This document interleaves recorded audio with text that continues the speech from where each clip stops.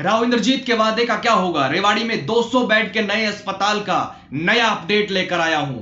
अपने मन की बात बता दी हरियाणा के स्वास्थ्य मंत्री आरती राव ने कि वो कहां पर नए अस्पताल का निर्माण चाहती है, उनके मन में क्या है और इसके पीछे कारण क्या है। लेकिन अब उनका क्या होगा जो अपने गांव में अस्पताल बनने का सपना देख रहे थे। कहीं प्रदर्शन चल रहा था लंबे समय से, तो कहीं दूसरे गांवों से भी आवाज उठने लगी। लेकिन अब इन गांवों का क्या होगा, क्योंकि नए अस्पताल निर्माण को लेकर जो खबर मैं लेकर आया हूं वो इन गांवों के लिए एक झटका है। दोस्तों नमस्कार, मैं आपका यार जतिन पत्रकार। रेवाड़ी में लंबे समय से नए अस्पताल की मांग हो रही है, क्योंकि पुराने अस्पताल की हालत कैसी है वो यहां के लोग बखूबी जानते हैं।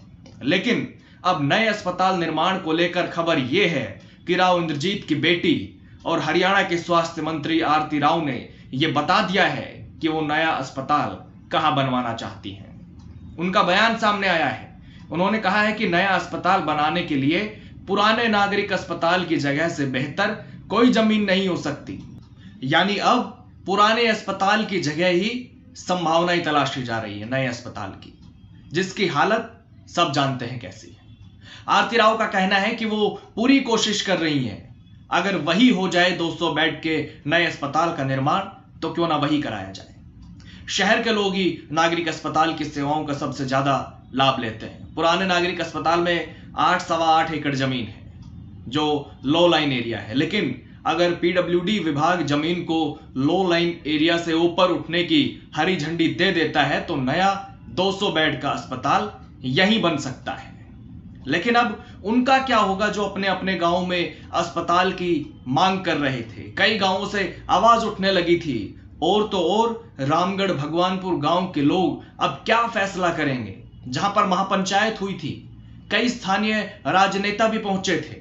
उसके बाद रेवाड़ी तक पैदल मार्च हुआ, 13 जुलाई को कैंडल मार्च हुआ, और आज भी धरना प्रदर्शन कर रहे हैं वहां के लोग राव इंद्रजीत पर, जिन्होंने वादा खिलाफी का आरोप लगाया था। जिसके बाद राव इंद्रजीत ने कहा कि अभी तो अस्पताल कहीं फाइनल ही नहीं हुआ है, तो वादा खिलाफी कैसे हुई। लेकिन अब उनके बेटी आरती राव ने बतौर स्वास्थ्य मंत्री ये कह दिया है कि अगर पीडब्ल्यूडी विभाग जमीन को लो लाइन एरिया से ऊपर उठने की हरी झंडी दे देता है तो पुराने नागरिक अस्पताल की जगह ही नया अस्पताल बन सकता है। तो क्या अब अगर अस्पताल यहां बनता है, फाइनल होता है, मोहर लग जाती है, तो क्या राव इंद्रजीत ये मानेंगे कि उन्होंने वादा खिलाफी की है?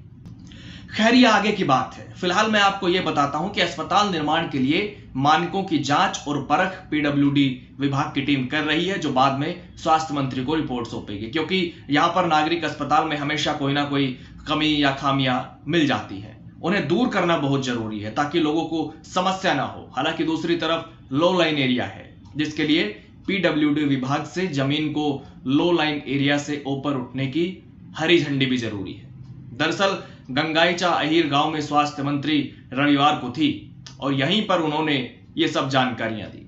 रेवाड़ी में अस्पताल निर्माण पर राजनीति भी खूब हुई।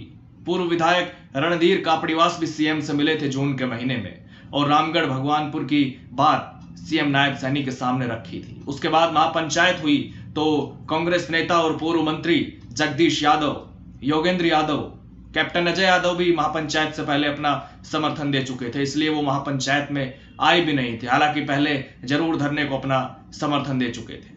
तो महापंचायत में योगेंद्र यादव थे, पूर्व मंत्री और कांग्रेस के वरिष्ठ नेता जगदीश यादव थे, काफी लोग थे, यानी राजनीति भी खूब गरमाई। उसके बाद 13 जुलाई को पैदल मार्च हुआ, जिसमें बड़ी संख्या में लोग शामिल हुए रेवाड़ी तक।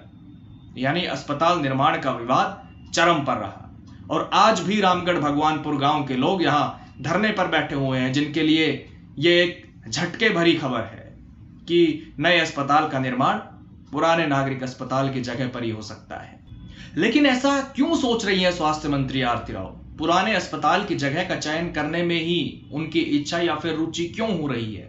इसके पीछे मुझे जो कारण नजर आता है वो ये है कि जहां जहां से मांग उठ रही है, जिन भी गांवों से, उन सबको एक साथ साधने की कोशिश हुई है कि जहां से भी मांग उठी, पंचायतों के प्रस्ताव आए, धरना प्रदर्शन हुए, वहां पर कहीं भी अस्पताल नहीं बनेगा। यानी विवाद को संभालने की कोशिश एक तरह से हुई है ताकि विरोध से बचा जा सके, विवाद खत्म हो सके, और लो लाइन एरिया होने से भी पुराने अस्पताल की जगह से बचा जा रहा था। हालांकि अब विवाद को भी शांत करना जरूरी था, तो इसलिए अब इस पर विचार हो रहा है। लेकिन क्या इससे विवाद कम वाकई हो पाएगा? और क्या रामगढ़ भगवानपुर गांव में अस्पताल का जो वादा किया गया था, जिसका कथित कॉल रिकॉर्डिंग भी वायरल हुआ, जो मैंने आपको सुनाया भी था, राव इंद्रजीत और गांव के सरपंच प्रतिनिधि अनिल के बीच जो बातचीत हुई थी फोन पर, तो राव इंद्रजीत के उस आश्वासन का क्या होगा?